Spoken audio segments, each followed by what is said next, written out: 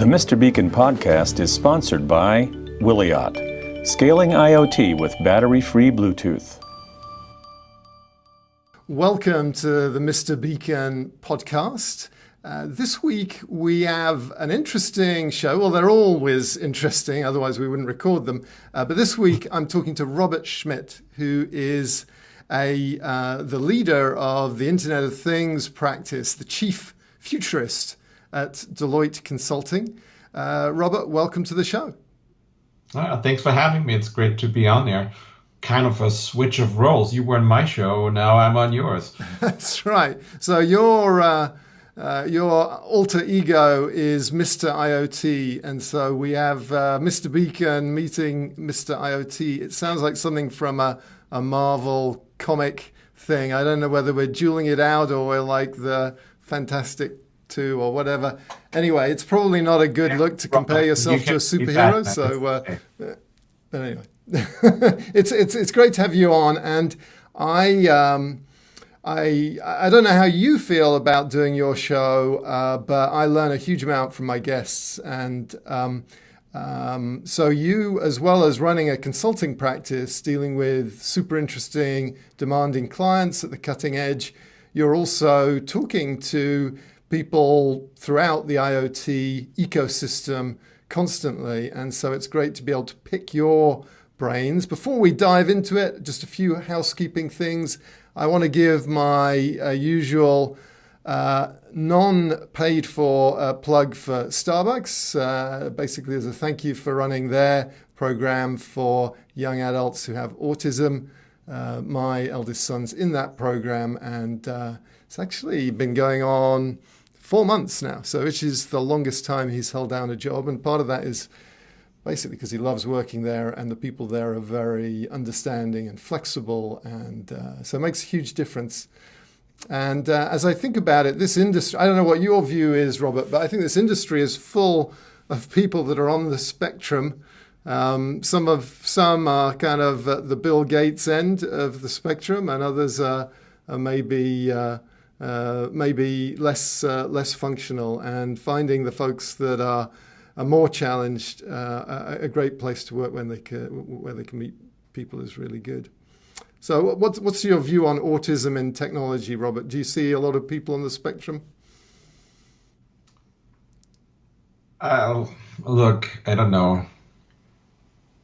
It's a difficult subject. I've had a guest one time, and he actually had some interesting eye movement and an analysis, video analysis actually, of people, and when they walk up to an expo booths. So what happened is, we do these conferences and we put up a booth, and we really don't actually know how well people interact with us. And so he created this technology that really tracked what people did when they walked by the booth, and realized that actually there is some learning for autism and a variety of other things that can be taken out of this. So he's taken his business and taken the business side and as well as the human impact side of what he does, and kind of broke it out into both. And I find this to be true for many of our technologies, that many of our technologies, particularly when we connect senses, there is such a human impact to what we can do with it. And it's sort of like this balance, right? What do we do that's business that makes money, and what do we do to give back? Or is giving back making money? I always get caught up in that a little bit. When we ask ourselves too much, about the money question, do we lose sight of actually some of the human impact of what it does? So in a roundabout way, I'm not an autism expert, and I don't want to claim to have the deep expertise that you do personally. I just try to see in many of the technologies we do discuss, what's the human impact of that? And is there something else it can do besides generating revenue or reducing cost or something like that? Yeah, I think that's absolutely true. And the cool thing is, I think you can justify, if we can do good, then I think there's a good business rationale for that, because so much of what we have to do is persuade people to join in, to use the technology, to trust us. And the best way, I think, of motivating people, whether they're customers or staff, is actually to have some purpose to what you do. So anyway, we're digressing a little bit from IoT, but I think what I see you do on your show is you look at things holistically. And so the topic that I'd like to explore with you over the next few minutes is really just what is the state of the Internet of Things. And what I was thinking we could do is, as you work for one of the great management consulting companies of the world, which you typically have a lot of interesting methodologies, we'd use one of the oldest ones in the book, which is the SWOT analysis: strengths, weaknesses, opportunities, and threats. It's got a quadrant, so it's got to be good. We're in beginning of a new decade, 2020. We've had 10 years of plugging away and more, some people would argue, of plugging away on IoT. What's your conclusion, or what's your latest view on the strengths of this basket of technologies that fills the IoT spectrum? So I want to start by saying we are a management consulting company, but we also do a lot of other things. We do a lot of technology consulting as well. We help with advisory and so forth. So just sort of wanted to start there, being a technologist at heart. Yeah. But coming back to your question about the strengths of IoT, it's an interesting time, right? 3-4 years ago, people talked about the hype cycle. Today, we talk about the SWOT analysis. So I think that in its own shows you the change we've gone through. But when I look at strengths, I see sensors have become much, much less expensive. Even more important, sensors are now becoming wireless, which that's going to make a huge difference. And, who else knows more about this than you, working at Will IoT? Mm-hmm. So I think that's a big difference. Data transmission has become cheaper. I dream of the day when we transmit data for free. Mm-hmm. Obviously, that's not the vision of my friends at the telecom companies, but I still believe we're going to get there. Mm-hmm. But it's really, really gotten cheap. And last but definitely not least, we today have platforms that actually can deal with the data volumes that we produce. A good colleague of mine who now works at Panasonic, he actually, when he started his company, 5-6 years ago, he had to create his own platform to take in the data, to manage the data, and so forth. And today we have true IoT platforms. And I'm using the word platform almost reluctantly, mm-hmm. but we have big platforms that can handle the data that we produce and can deal with it, which is really the underpinning of all the apps we build. Let's just dig into this platform thing. So one of the things is we now have true platforms. What did we have before true platforms? What's the difference? We wrote our own code. We had Python. We had code to write. We had cloud services, but we didn't have the services or the capability to deal with all the data that came in. So real-time streaming, that's something that's really was required for this. Artificial intelligence, the way to really sort through the data and give you results that we can't make up on our own without weeks and months of analytics. Now we can have the machine give us an analysis, or even maybe just come up with a question to ask for us to then ponder and take from there. So that compute power and that ability, those are things that we really needed for streaming data from IoT that we have today. I think those are really good observations. It's the wireless connectivity with sensing capabilities takes friction out of it. The reduced cost takes friction out of it. The platform gives us speed. It means we're not reinventing the wheel. If you kind of add all of that up, I think when IoT was first talked about, I remember people were wondering, well, this sounds great, but what's it good for? And so you get to speak to a lot of consumer, enterprise, governmental people. What are some of the use cases where you see the strengths that you enumerated manifesting themselves? What are the ones where you've said, yeah, that's actually really good application for IoT? Because I'm sure you have a bunch of people, maybe entrepreneurs, that come to you and they say, oh, we've got this IoT platform, we're doing X, and you're like maybe smiling politely and it's maybe not so good. So I'd be interested in your thoughts about where that sweet spot is and maybe where it isn't. That would segue us neatly onto the weaknesses side. So use cases. One of the most talked about use cases is predictive maintenance. Instead of doing scheduled maintenance whenever the schedule comes up, whenever we hit a milestone of so many hours run, or, for the car, it'd be how many miles have we driven? Instead of that, look at the engine, analyze the engine or whatever it is we're looking at. I'm just continuing on the car analogy and doing maintenance when required. And I still believe it's a great use case, and it's not typically the first one we go after. Mm-hmm.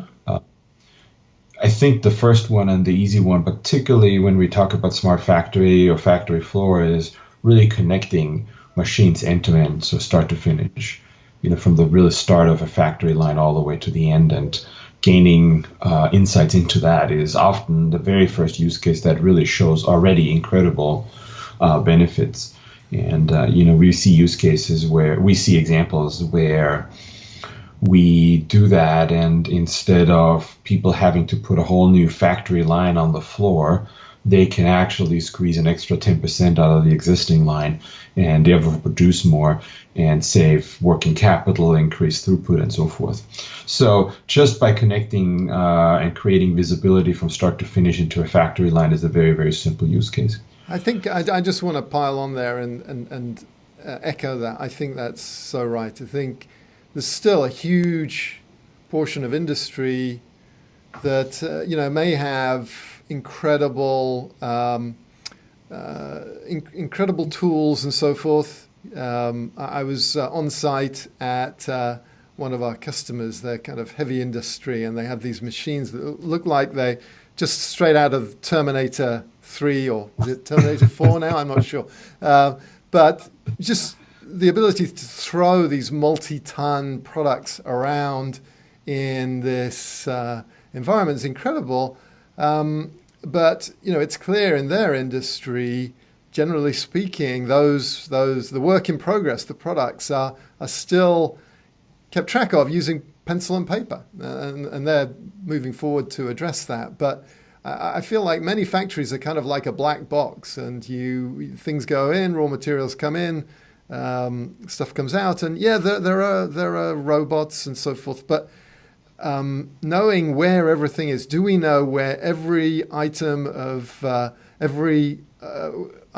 work in progress, finished product, raw material, tool, person is? And if we did, what could we do with that information? It seems like we're just really starting to scratch that surface.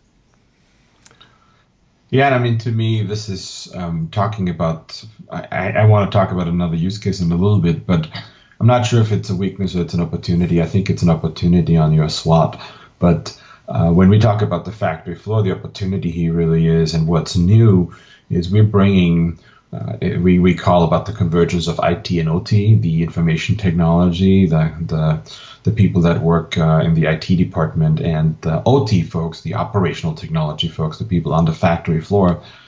They got to sit down and work together. And in some interesting way, I find this super fascinating. On my projects, I have this happen on my own team. I have the OT and the IT folks come and sit down, and they seem to talk a bit of a different language. They come from a different background. Wireless communication for an IT person has been around for a long time. For an OT person, that's not the same. They very much still believe in wiring things. On the other hand, switching from factory floor, or maybe, from machine and to start to finish monitoring. The other one that really fascinates me is track and trace. Again, another one really close to you, but Yes. it's something that, we've talked about a lot. How can we really trace items? And that could be anything from, big machines. We've done some work with heavy equipment manufacturers where they park their machinery on a 1 acre parking lot, and then it takes them 45 minutes to find the machinery they need. And so, just by putting a cone with a GPS beacon on there is a huge saving for them. But, we're not going really down into much smaller detail, finding tools and, knowing from start to finish in a production environment from raw materials all the way until the finished product gets delivered. How can we trace that? There is enormous network opportunities, network optimization opportunities to really knowing where the equipment is. And so I'm really excited about this. Yeah, I totally agree with that. That really be one of the other big use cases that I see more and more of. Yeah, and what about in the, more in the consumer and retail environment? Any IoT areas that you really think are showing great promise in that space? Yeah, I mean, I gotta say, if we would have talked to me 4 years ago, I would have told you how excited I am about retail. And I gotta tell you, today I'm a little disappointed how, as a consumer walking around in retail, I'm not seeing it. I mean, I'm not seeing retail investing into this as much as I would like. And I can now go and hypothesize why that's the case. But at the end of the day, there's a huge opportunity for retail to connect closer with their customers, guide them better, omni-channel. There's so much opportunity out there. And for some reason, that's not quite happening. And so a little disappointed in that. I am actually curious, and, someone just contacted me. I made some predictions 3 years ago about Super Bowl and stadiums and how they're going to be connected. And funnily enough, a reporter found this and reached out to me. And guess what was the beginning of my article about the Super Bowl 3 years ago?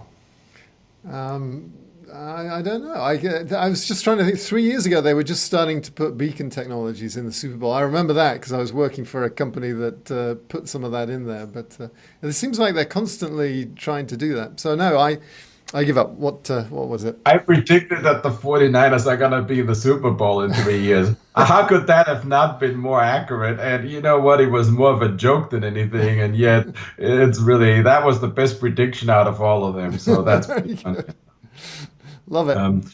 But no, what I was going to say is that I think that we're going to see manufacturers connecting more and more with the consumer through devices and through their product. And so that's what I'm going to be really looking forward to. And that goes right into the threat, if you wish, right? The threat of IoT, or what's threatening IoT, is the whole conversation about security and privacy, right? Yeah. How we do that in a way that's not creepy. Is this a generational issue? I don't think of privacy as much of as a technology issue, as much more of a implementation management, sort of like an issue about what do you do with the data. It's, we can store data safely. It's not about being able to do things right. It's about really what works for the different consumers and so forth. But the opportunity, from my point of view, for manufacturers to connect directly with the consumer is huge.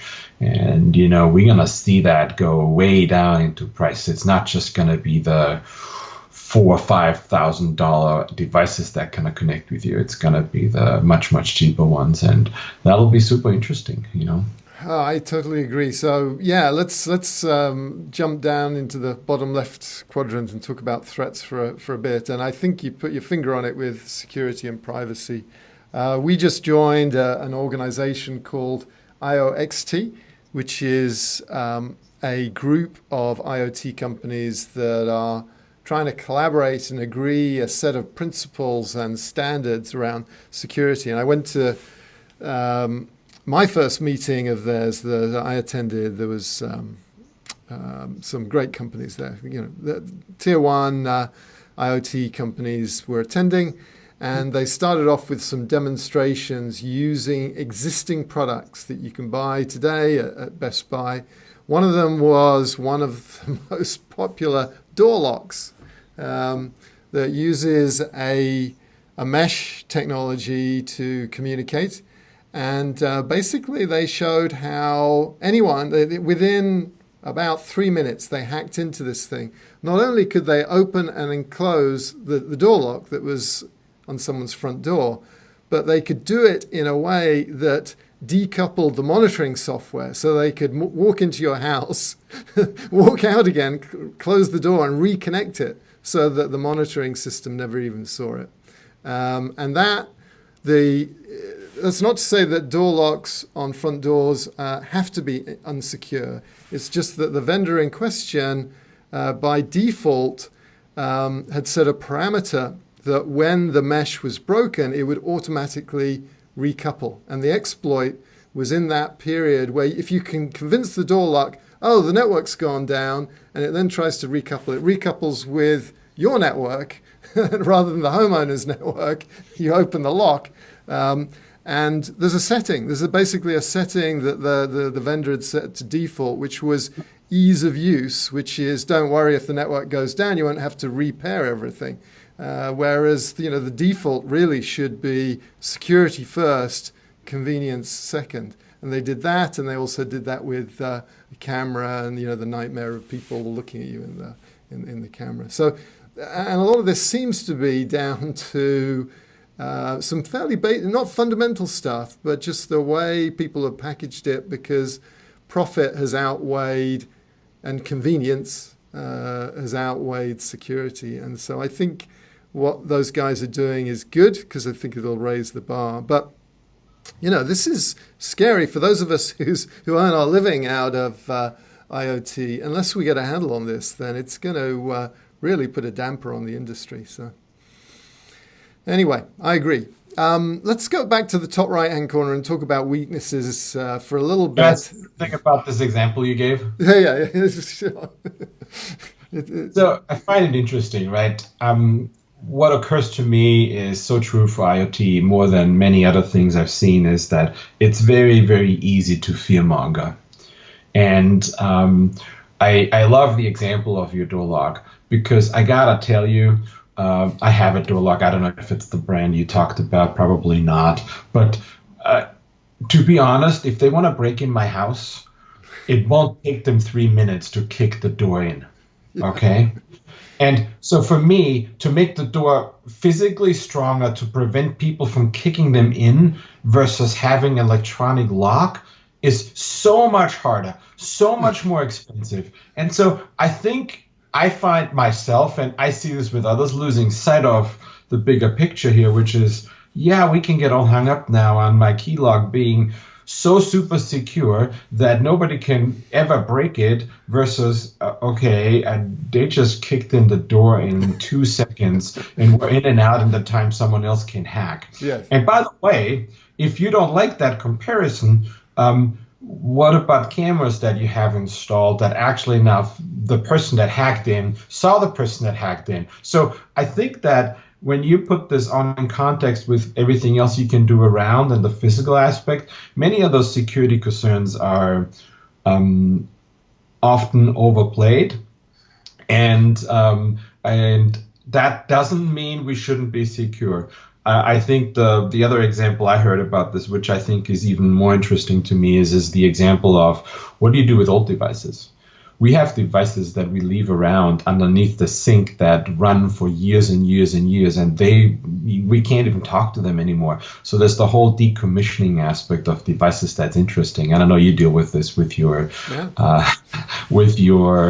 tags, yes. But I think there's a responsibility for us as an industry, and there's also a realism that we got to put in there. What is secure? And that's, I think, where it gets really interesting, because secure is such an emotional issue on its own. So I just wanted to put it in perspective. I love the door lock example, and it always reminds me how much easier it is to kick a door in. And, who thinks about strengthening the door versus that? It's sort of like, it's an interesting comparison. But anyhow, you wanted to go to a different quadrant.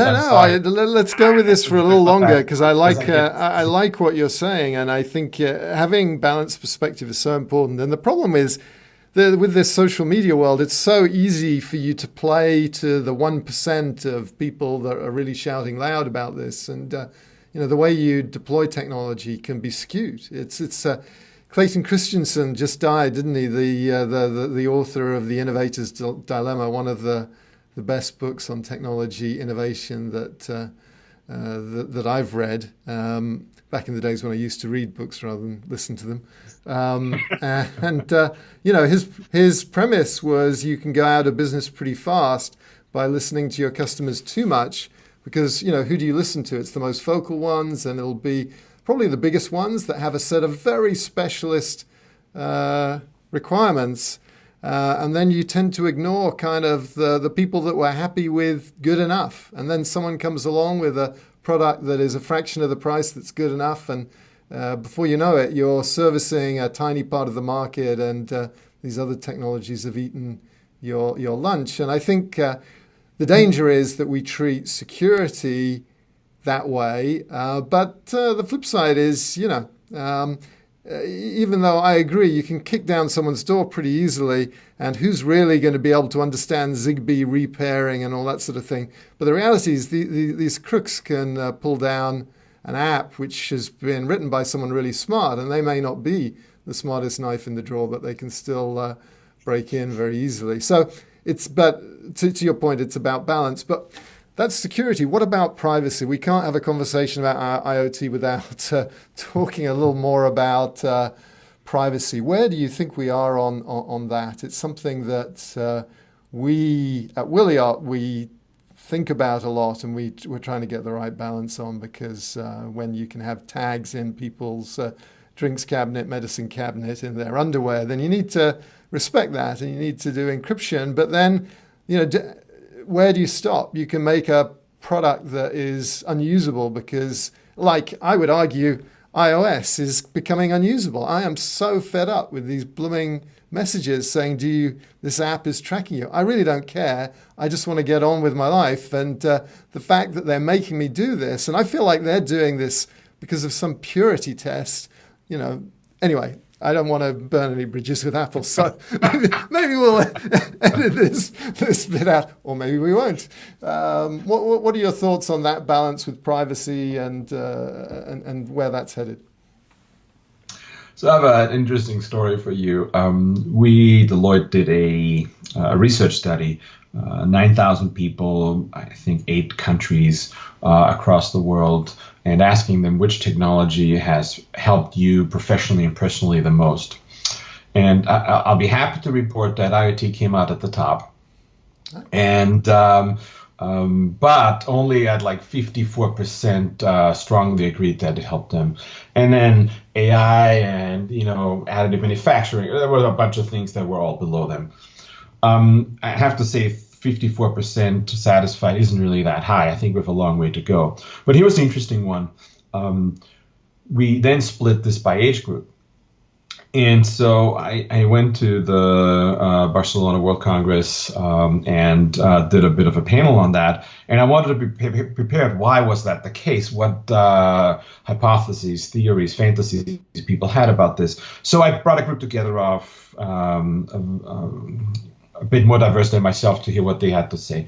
I had opinions on many of the other data points, but on that one, I really couldn't, on age, I couldn't quite go and split this apart. And so I had a group. There was one male Deloitte person, mid-20s. There was a female one, late 30s. There was someone in their 40s, and then there was me in my 50s, okay? And so we talked about this, and we had this super interesting almost debate, argument breakout between the guy in the 20s and the woman in the 30s. And the woman in the 30s was like, oh my God, I can't have all this data. They are looking at me and they're seeing me. And the guy in the 20s said, look, if they give me valuable information for me sharing information, I don't care what information they have about me. And then she came back like, well, yeah, but they're going to deny your mortgage. And he's like, I don't need a mortgage. And so, she has kids, he doesn't, So it really showed there was a huge a huge difference in terms of willingness to accept privacy and really deal with that in different age groups. And, this is a small sample, right? This were 4 people. I fall more into maybe I'm trying to be younger, but I more fall into the 20s kind of range where I say, if something tracks me at the wrong place and I don't want it to see, then I probably shouldn't have been at that place in the first place. Yeah. So I'm fairly lax about this. I feel the same way if it gives me valuable information, and that's good. But here's my conclusion out of this. I think I want to be in control over that, and I want to choose what I want to see and don't want to see. I don't want someone to decide for me that they don't use my data because of the people that don't want it, but I also don't want to be forced into that. So we talk a lot about in our start small, in our think big, start small phase, to really engage with your customers and hear what your customers are telling you. Because I think per use case, per customer group, per example, the answer is never the same for privacy. So that's my long answer to that. Age matters, use case matters, and what I get out of that matters a lot too. Yeah, and I think region matters as well as all those things that you mentioned. Yes, thank you. Because our attitude towards government is very different depending on whether you're in England, where I grew up. Which country did you grow up in again? I should know. Austria. Probably there's a different view of privacy in Austria to England to China. If I was in China, I'd probably have a very different view of the government tracking what I do. In this country, in America, where we both are now, where we chose to move to, then there's a general kind of suspicion and skepticism about government. Back in the UK, we have security cameras everywhere, and we all feel safer as a result of it. So it's very regional, I think. Okay, let's talk a bit about weaknesses. I don't want to be too much of a downer on this, and then because I think we've talked about opportunities, we've talked about threats. I want to make sure we get a little bit of time on opportunities as well. But weaknesses, where is it that you see? Where was it that people thought they could use IoT and it's just not working very well? Any unexpected weaknesses, or maybe they're expected weaknesses that you spring to your mind? I still think we have to wire a lot of sensors, particularly in the factory floor, to really make it work. So, and wiring is expensive, takes time, is sort of a very, I'd call it permanent or semi-permanent installation of stuff. So that's one of the weaknesses that I find. So wireless is coming, but not quite there yet. Mm-hmm.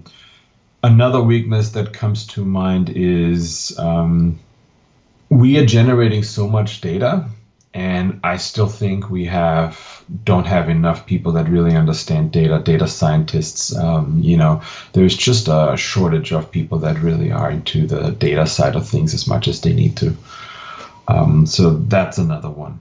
I'm not sure it's a weakness or maybe it's an opportunity. Who knows, right? You never quite know. Those are both a weakness could easily be an opportunity.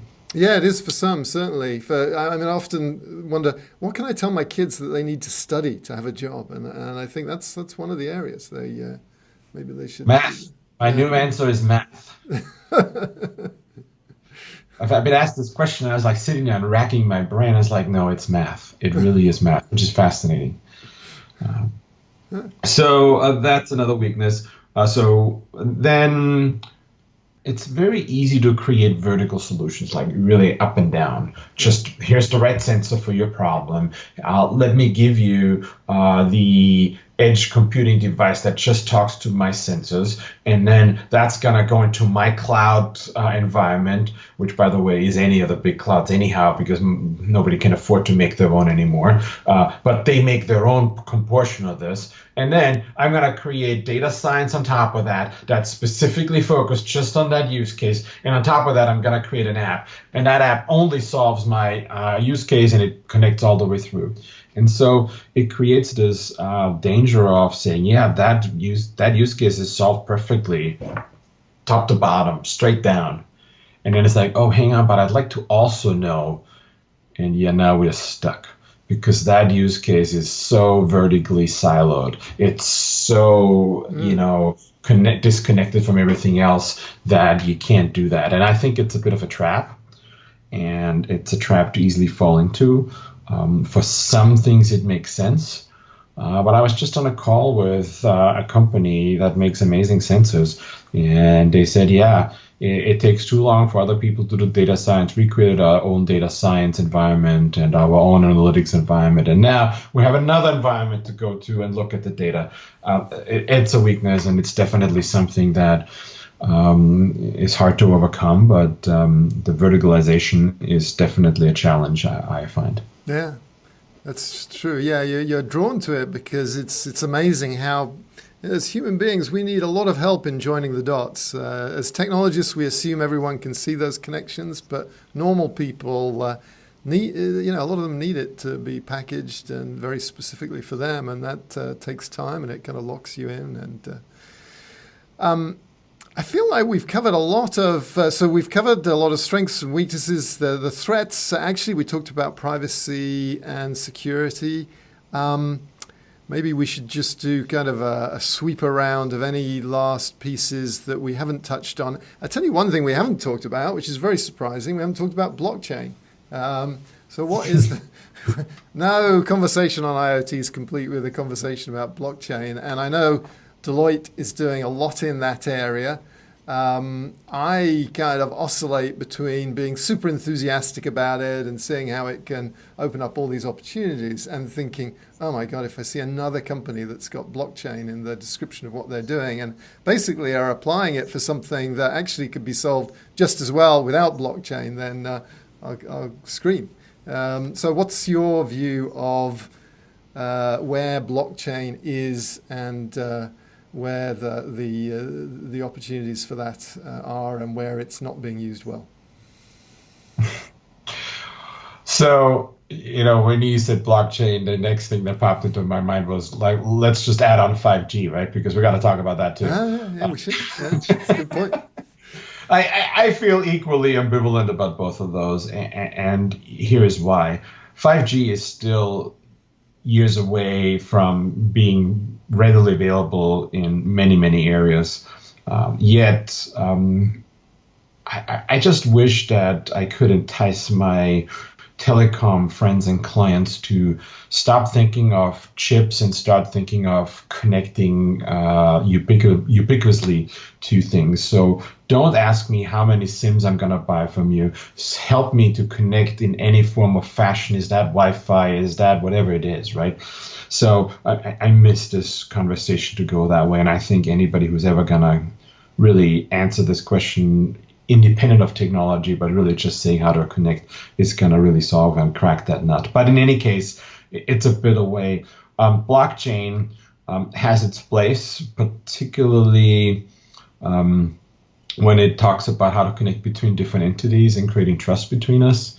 Blockchain, as far as I understand at this point in time, will always be too slow to store streaming data. So the massive amount of data that a sensor generates, we're not going to be having blockchain sitting there capturing every data point and then passing it on. Yeah. However, it has a place for where, you give us the chip, we get the data, but then we pass the data from the raw material manufacturer on to the maker of the product, and then there's authentication between us, and then we create this authenticated chain of ownership from raw materials all the way to the end user. That actually I can see having blockchain a lot of value.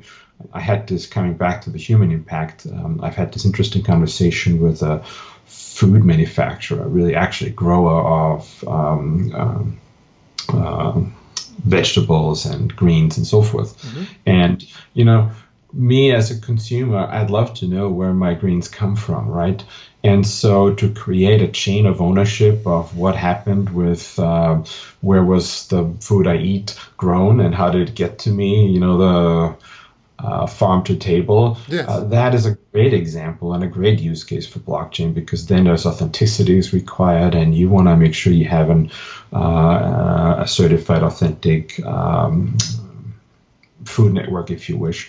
And that makes sense for blockchain from where I stand and what I understand. But it won't be at the sensor level. It's too slow for that at this point in time. So it'll be really more in the authentication between companies is where I see it. Yeah, I agree that traceability, we actually have food regulations that the industry is basically ignoring at the moment because it's just too hard to do traceability, and there's some real costs in recalls, and if blockchain can help solve that, then that's good.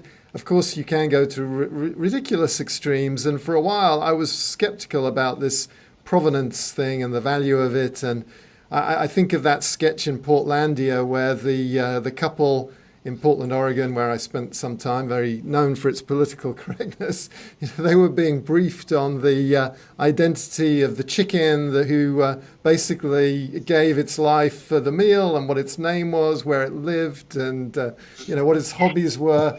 And it was just absurd. And it's like, yeah, I actually think this is ridiculous. I don't think we need that. But then someone pointed to me, well, you probably think about it differently again if you're in China and your baby is potentially being poisoned and killed by formula and drugs that are not real. And so that's and we see, with our own product tags on food products that command a premium, or people just want to monitor did that delivery person break into my box of fries and eat them. So there's a lot of fascinating use cases around food traceability, and it's something that we care about. All right. What's that? I just started. Weight has always been an issue for me my entire life, and so I'm on another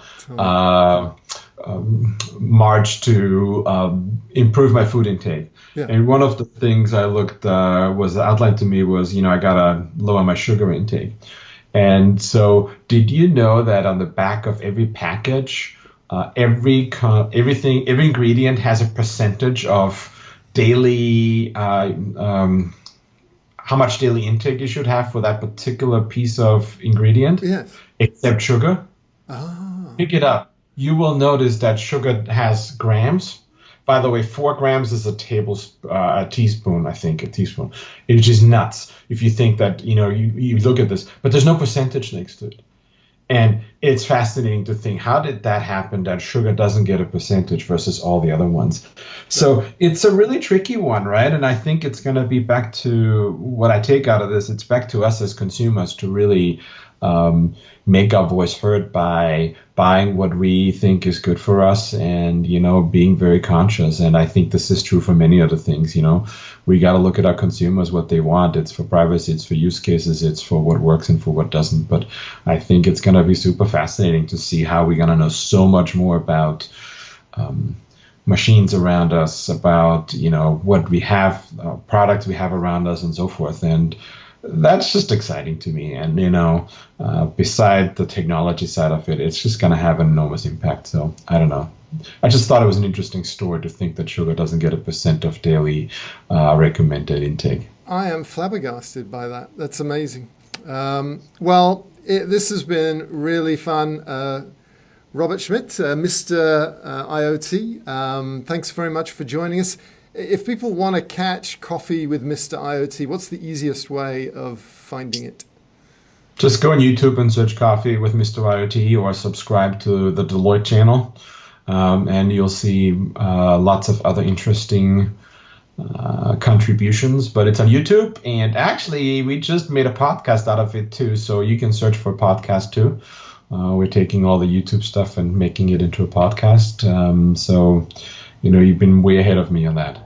Brilliant. Well, I definitely enjoy listening to it, and I appreciate your doing this crossover episode and joining us. I am looking forward to speaking at the Deloitte Digital Agenda Conference in Copenhagen, 11th of March. So thanks for inviting me to talk about what we're doing with Wiliot there, and I'm looking forward to the next time we get a chance to talk, Robert. Thanks for joining us. Thank you for having me. Thanks, Steve. Bye.